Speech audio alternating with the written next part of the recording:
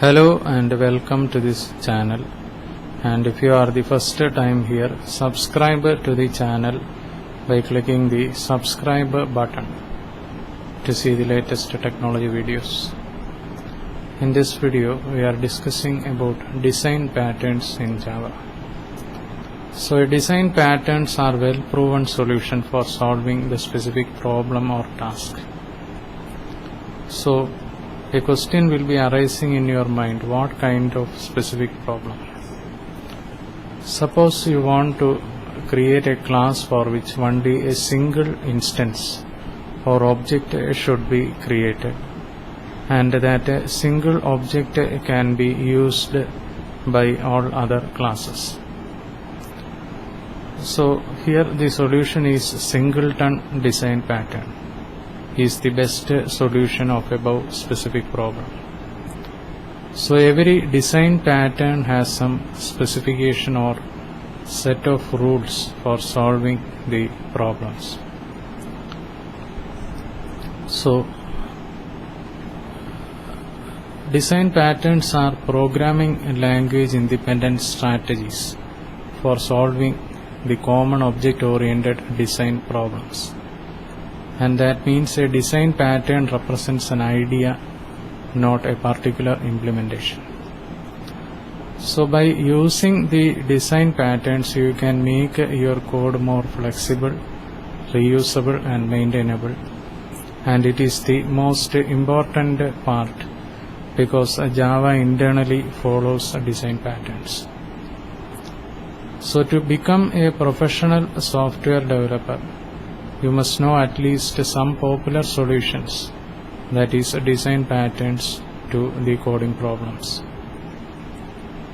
So advantages of design pattern: they are reusable in multiple projects, and they provide the solutions that help to define the system architecture, and they capture the software engineering experiences, and they provide transparency to the design of an application.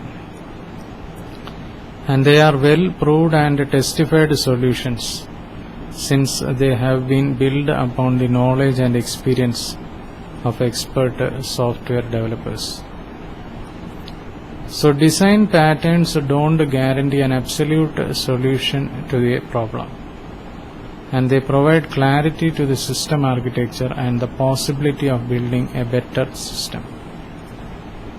So when should we use the design patterns? So we must use the design patterns during the analysis and requirement phase of SDLC, Software Development Lifecycle. So design patterns is the analysis and requirement phase of SDLC by providing information based on prior hands-on experiences.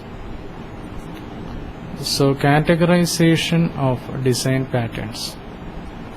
So basically design patterns are categorized into two parts: core Java or JSE design patterns and JEE design patterns. So core Java design patterns. So in core Java there are mainly three types of design patterns, which are further divided into their subparts. First is creational design pattern, that is factory pattern, abstract factory pattern, singleton pattern, prototype pattern and builder pattern. Then structural design pattern, adapter pattern, bridge pattern, composite pattern, decorator pattern, facade pattern, flyweight pattern and proxy pattern. Then behavioral design patterns. They are chain of responsibility pattern, command pattern, interpreter pattern, iterator pattern, mediator pattern, memento pattern, observer pattern, state pattern, strategy pattern, template pattern, and visitor pattern. So design patterns. So the Java design patterns, first is creational pattern, and it has creational pattern is of like factory method pattern, abstract factory pattern, singleton pattern, prototype pattern, builder pattern, and object pool pattern. Then structural pattern. Here we have adapter pattern, bridge pattern, composite pattern, decorator pattern, facade pattern, flyweight pattern, and a proxy pattern. Then behavioral patterns. Here we have behavioral pattern, chain of responsibility, command pattern, interpreter pattern, iterator pattern, mediator pattern, memento pattern, observer pattern, state pattern, strategy pattern, and a template pattern. So this was a brief discussion on Java design patterns, and if you are the first time here, subscribe to the channel by clicking the subscribe button to see the latest technology videos.